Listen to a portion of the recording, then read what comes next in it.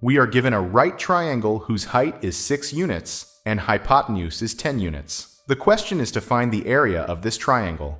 At first you might laugh at this and say, this is super easy. Just use the area formula. Area equals 1/2 times base times height. Here the height is 6, and base, which is also the hypotenuse of triangle, is 10. 1/2 of 6 times 10 is 30, and we are done, right? But do you think a company like Google, which hires some of the most brilliant minds from around the world, would ask such a simple question unless there was a twist? So here is the twist. The answer is not 30.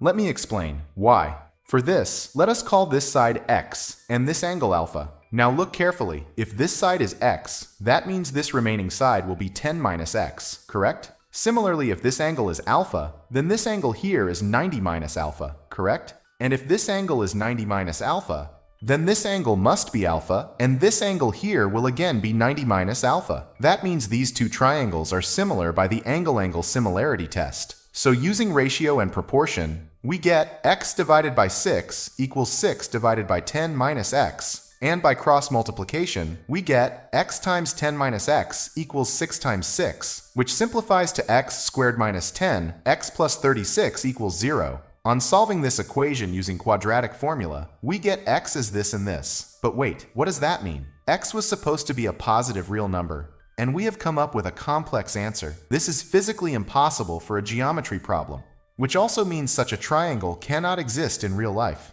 There is another way to understand this. Suppose we have a circle, and we draw a right triangle inside the circle, with the hypotenuse of the triangle as the diameter. By a famous theorem in geometry, called the angle in a semicircle theorem, any triangle drawn inside a circle with the diameter as its hypotenuse will always be a right triangle. Now, if the hypotenuse is 10 units, then diameter of the circle is also 10 units, which means the radius is 5 units, correct? Now suppose we drop a perpendicular from the right-angled vertex to the hypotenuse. This becomes the height from the right angle to the hypotenuse, right? But here is the twist. This height can never be 6 units. Why? Because in a circle of radius 5 units, the maximum possible height is exactly 5 units. Height 6 units means it would violate Thales' theorem, and therefore such a triangle cannot exist. Thus Google was not trolling us. It was a trap to see how deeply we could think before blindly applying formulas. If you found this explanation helpful and learned something new,